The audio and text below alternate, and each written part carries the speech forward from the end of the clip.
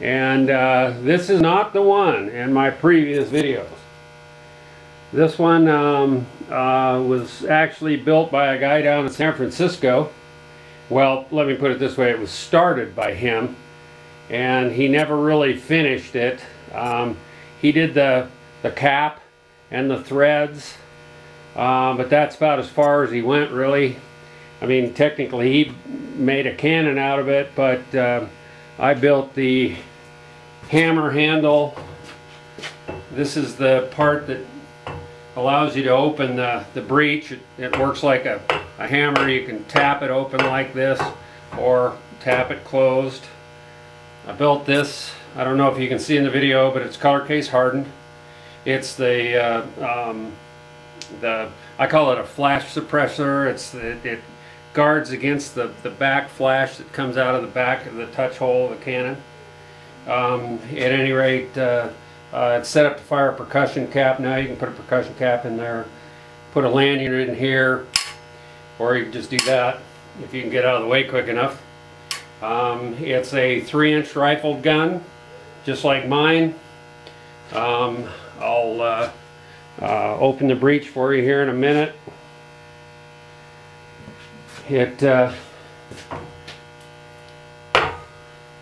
That's why you need the hammer handle to get it started.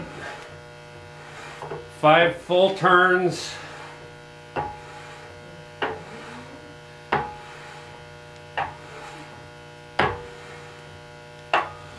And she opens up. That cap is so heavy. It is unreal. Anyway, some kind of creepy old grease on those threads. That's why they look kind of dark. However, it sat in San Francisco, I think, for quite a long time after he cut those threads. So the threads do have a little surface rust on them. The bore, however, in the gun is virtually perfect. I'll get a picture of it here in a minute. I'll shine a light down there. Actually, it's so bright you don't even need to shine a light down there. Anyway, there's a side view of the flash protector there. The hammer handle, those are 3-inch in diameter balls on the end. The gun is pretty much built to spec. I bought the plans from Antique Ordnance Publishers. You can see the trunnions down there. They're on the original Whitworths, I think they were supposed to be 3 3/4, something like that in diameter. These are 3 1/2. They're made to fit the carriage that I have, which is a #1 field carriage. And anyway, I'll show you the bore. I'm hoping you can see down the bore there. The rifling's just bright and shiny. I'm going to open the door on the other end there. I'll make it. Here's a view of it from this angle. Looks about a mile long in his pictures. I think it's just over 8 feet long.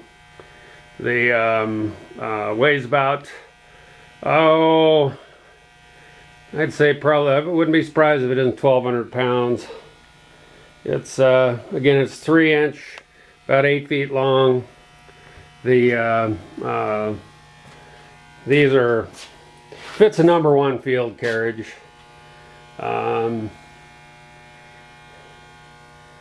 It's got a good paint job on it. I'm going to sell it on Gunbroker. The sight, that sight is off of my other one, and it does not go.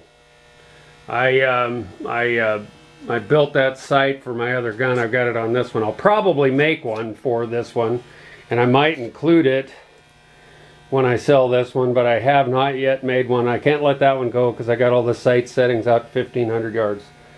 There's Boondoggle. Say hi, Boondoggle. Anyway, he doesn't have much to say.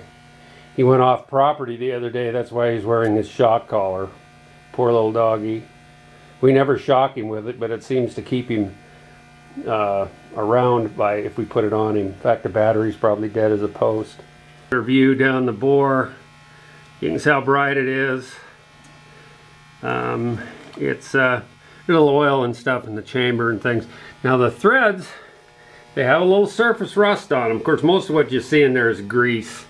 I put some pretty heavy grease on it, and they're smooth. They slide really good and everything, but they are, you know, everything else is all bright and shiny, but the threads are a little rusty. This is made from a Navy barrel, and the Navy barrels are rifling. I don't know what the bores are made out of these things, but well, they're Navy barrels. They're designed to not rust, but yet when the threads were cut, that's cut through whatever hard finish they put on the bore, and so they were susceptible to a little bit of rust. It's just surface rust. Again, you can see it's real greasy, and you can see, hold on, I'll wipe that off. You can see how they look. You can see they're a lot brighter when I wipe off that grease. They're not, in no way are they affected strength wise. It's just a cosmetic browning almost. As you can see, it's a buttress style thread, which is not typical of the Whitworth. However, it's probably the best thread for one, but the original Whitworths had a square thread. Some say they were double lead thread. However, the one that I saw was not double lead thread, and it was an original gun. It was a single lead thread. And anyway, I'll show you inside the cap. The cap is tremendously heavy on this thing. I guess it isn't any heavier than on my other one, but maybe I'm just getting older, but it feels incredibly heavy. It's got a little bit of a touch hole liner in the back. You probably can't see, you probably haven't got enough light in there. But it's got a touch hole liner that chokes it down pretty small. I'd say it's probably a, oh, I don't know, a 1/16 of an inch hole, something like that, right there that flashes through. Anyway, again, it's got that brown grease all over everything, and works really well. I'll put the camera back on the tripod and show the closing. And anyway, that's the Whitworth cannon. The mechanism works really good. Comes back, lines up, picks up the thread right away, and it's nice and smooth closing. Not quite as smooth as mine, but I gotta admit, I think part of it is because that grease I got on there is pretty stiff. It'd do better with a light oil. It locks up real tight. The gun's been proof tested with 3 pounds of triple F, just like my other one. I didn't make a video of that because I kind of felt like been there, done that. It's pretty much the twin to my gun. This cap on my gun is larger in diameter and shorter, but this one is to the dimension of the originals, where mine is a little shorter and a little fatter than, well, depending on which set of plans you go by. But this one appears to be pretty much spot on dimensionally. Anyway, that's with the exception of the trunnions. The trunnions are like, I think, 1/4 of an inch smaller than the standard one, and that was just made to fit a #1 field carriage that I have.